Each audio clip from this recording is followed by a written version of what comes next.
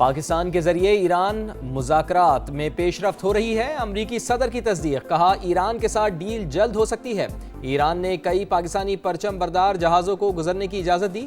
جہاز گزرنے میں ایرانی اسپیکر کی اجازت شامل تھی۔ ایک طرف مذاکرات کی باتیں تو دوسری طرف زمینی کارروائی کی دھمکی، کہا ایران کے خلاف مختلف آپشنز پر غور کر رہے ہیں۔ امریکہ خارق جزیرے پر قبضہ کر سکتا ہے۔ خارق جزیرے کو انتہائی آسانی سے حاصل کیا جا سکتا ہے۔ فورسز نے اب تک ایران میں 13,000 اہداف کو نشانہ بنایا۔ مشتبہ خامنائی کی صورتحال غیر واضح ہے۔ ان کی پہلی اور دوسری قیادت ختم ہو چکی، تیسری قیادت ذمہ دار لگتی ہے۔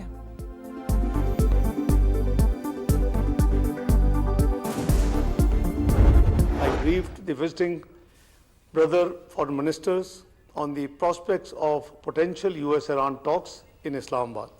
The visiting foreign ministers expressed their fullest support to this initiative.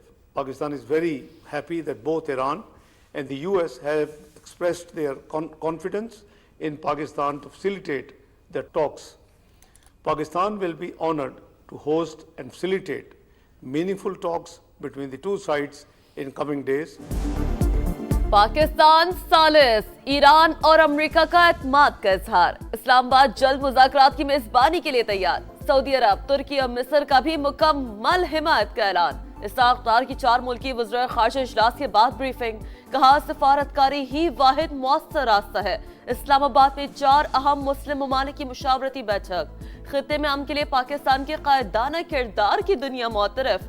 نائب وزیر اعظم بولے چین بھی پاکستان کے تعمیری کردار کی بھرپور حمایت کرتا ہے۔ موجودہ صورتحال میں مسلم امہ کا اتحاد مزید اہمیت اختیار کر گیا۔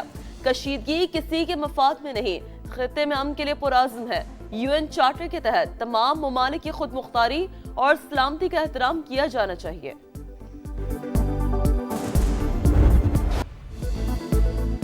مشرق وسطی میں جاری جنگ ختم کرانے کے لیے اہم مسلم ممالک ایک پیج پر۔ وزیر اعظم سے سعودی عرب، ترکی اور مصر کے وزرائے خارجہ کی ملاقاتیں، سفارتی کوششوں پر تبادلہ خیال۔ فیصل بن فرحان سے ملاقات میں وزیر اعظم کا سعودی عرب کی مکمل حمایت کا عزم، کشیدگی کے خاتمے کے لیے اجتماعی کاوشیں ناگزیر قرار، کہا پاکستان، ایران، امریکہ مذاکرات کے لیے مثبت کردار ادا کرتا رہے گا۔ امن و استحکام کے لیے مشترکہ کوششوں اور قریبی روابط جاری رکھنے پر اتفاق۔ ملاقاتوں میں اسحاق ڈار اور مشیر برائے قومی سلامتی لیفٹیننٹ جنرل محمد عاصم ملک کی بھی شرکت۔ معزز مہمانوں کا وزیر اعظم اور فیلڈ مارشل عاصم منیر کی کاوشوں کو خراج تحسین۔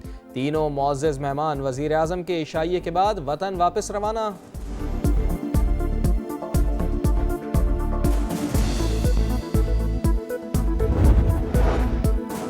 ترک، سعودی اور مصری وزرائے خارجہ سے ملاقات کر کے خوشی ہوئی۔ وزیر اعظم کا ایکس پر پیغام، کہا ملاقات میں کشیدگی روکنے کے لیے مشترکہ کوششوں پر زور دیا۔ جنگ سے ایران سمیت کئی مسلم ممالک میں جانی و مالی نقصان ہو رہا ہے۔ ترکی اور مصر کے گراں قدر تعاون کو سراہتے ہیں۔ ایران امریکہ کو مذاکرات کی میز پر لانے کے لیے کردار ادا کرنے کے لیے پرعزم ہے۔ فیصل بن فرحان سے ملاقات میں سعودی ولی عہد محمد بن سلمان کے لیے نیک تمناؤں کا اظہار۔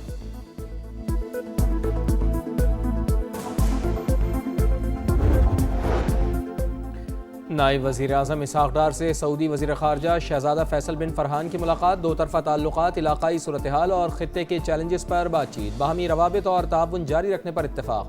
ترکی اور مصر کے وزرائے خارجہ بھی اسحاق ڈار سے ملے، کشیدگی کے خاتمے کے لیے جاری کوششوں پر بات چیت، تحمل، کشیدگی میں کمی اور تنازعات کے حل کے لیے سفارتکاری کی اہمیت پر زور۔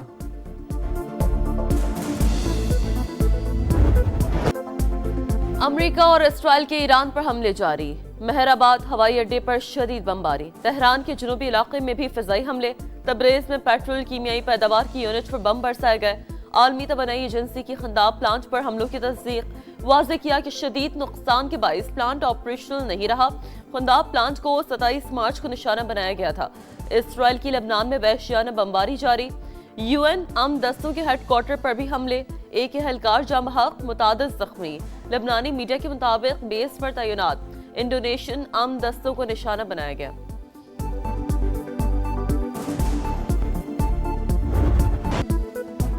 ایران کا جوابی وار تل ابیب پر حملے، اسرائیلی پارلیمنٹ کا اجلاس روک دیا گیا۔ کویت کے پاور اور واٹر پلانٹ پر ڈرون حملہ، کویتی حکام کے مطابق حملے میں ایک بھارتی شہری مارا گیا، تنصیبات کو بھی نقصان پہنچا۔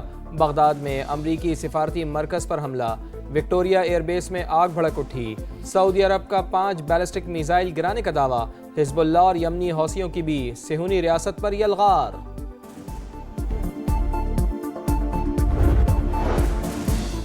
امریکی خصوصی فورسز کا دستہ مشرقی وسطی پہنچ گیا، تعداد 50,000 سے زیادہ ہو گئی۔ امریکی صدر کا ایرانی افزودہ یورینیم حاصل کرنے کے لیے فوجی آپشن پر غور۔ امریکی اخبار کا دعویٰ، لکھا ممکنہ کارروائی کے تحت امریکی افواج کو کئی دن ایران میں رہنا پڑ سکتا ہے۔ امریکہ ایران پر افزودہ یورینیم حوالے کرنے کے لیے دباؤ بڑھا رہا ہے۔ وال سٹریٹ جرنل کے مطابق صدر ٹرمپ عمومی طور پر آمادہ ہے، لیکن ابھی تک آپریشن کی منظوری نہیں۔ خطے میں جنگ کے بھڑکتے ہوئے شعلے، عالمی منڈی میں خام تیل کی قیمتوں میں استحکام نہ آ سکا۔ برینڈ کروڈ آئل $116 تک جا پہنچا۔ امریکی خام تیل $103 فی بیرل میں فروخت۔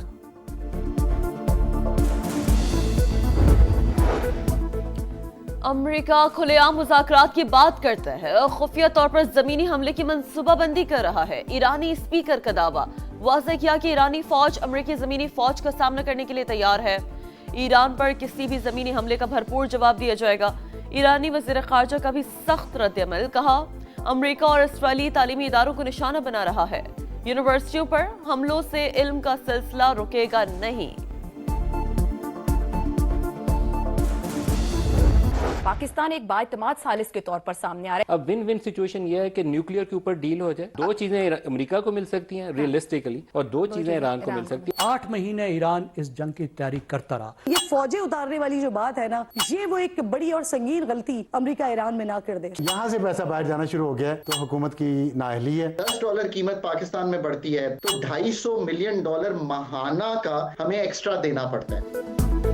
مشرق وسطی سے جنگ کے خاتمے کے لیے پاکستان نے امن کی شمع تھام لی۔ ایک طرف تہران سے رابطے، دوسری طرف واشنگٹن کے لیے پیغامات۔ پاکستان کے قائدانہ کردار پر سما سچویشن روم سے نان سٹاپ بڑی کوریج۔ بدلتی صورتحال پر لمحہ بلمحہ رپورٹنگ۔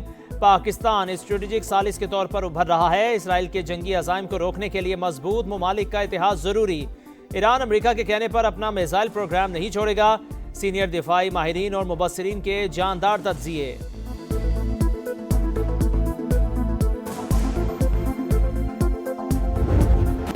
قوم کو جنگ کے براہ راست اثرات سے بچانا ترجیح۔ گزشتہ 3 ہفتے میں عوام کو ہر ممکن ریلیف فراہم کیا۔ ترقیاتی بجٹ سمیت دیگر منصوبوں سے کٹوتی کی گئی۔ وزیر اعظم کا اجلاس سے خطاب۔ ایندھن کی بچت اور کفایت شعاری اقدامات کا جائزہ۔ مکمل نفاذ یقینی بنانے کی ہدایت۔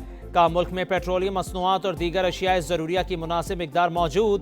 عوام بجٹ مہم میں حکومت کا ساتھ دیں۔ دفاتر اور کام کی جگہوں پر ٹیلی کانفرنسنگ کو ترجیح دی جائے۔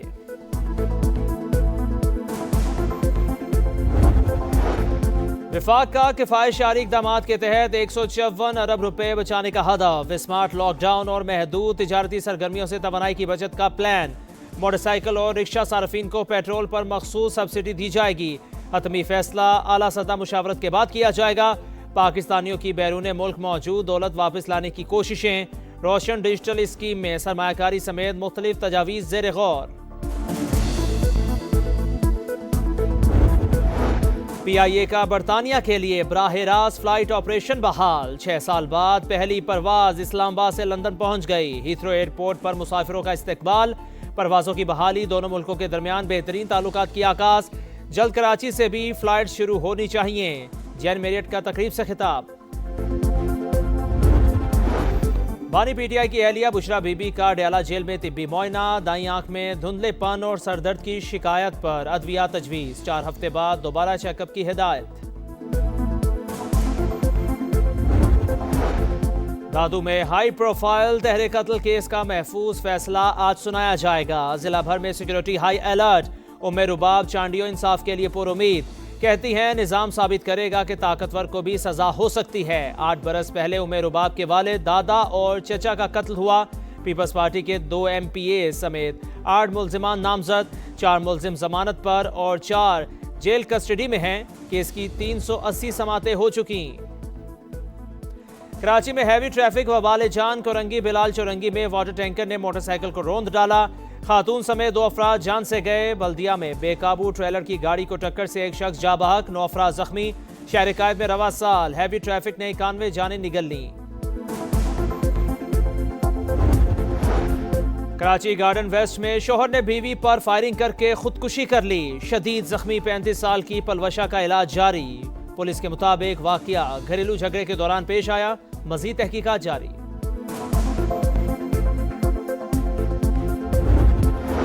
खैबर पख्तूनख्वा बलोचिस्तान में तूफानी बारिशें, बनू में घर की छत और बरामदा गिरने 6 अफराद जा भाग, 34 जख्मी। कोलू में नशेबी इलाके ज़ेरे-आब, लाहौर में भी छत गिरने से 2 भाई जान से गए। अगले 24 घंटे के दौरान मजीद बारिश की पेशगोई।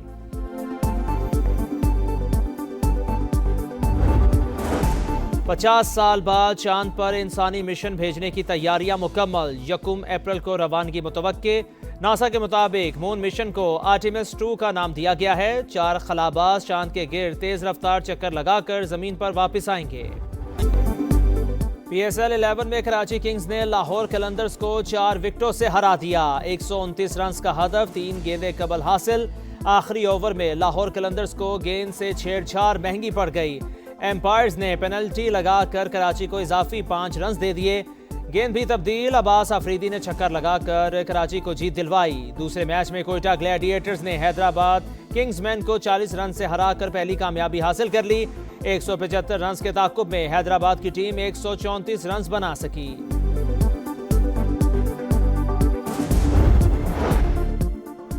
लाहौर कलंदर्स की गेंद से छेड़छाड़, फखर जमान पर ज़ाब्ता अखलाक के खिलाफ वर्जी का इल्ज़ाम आयद। फखर जमान की तरदीद। हसन अली पर ज़ाब्ता अखलाक के खिलाफ वर्जी पर मैच फीस का 10% जुर्माना आयद। समात का एलामिया जारी।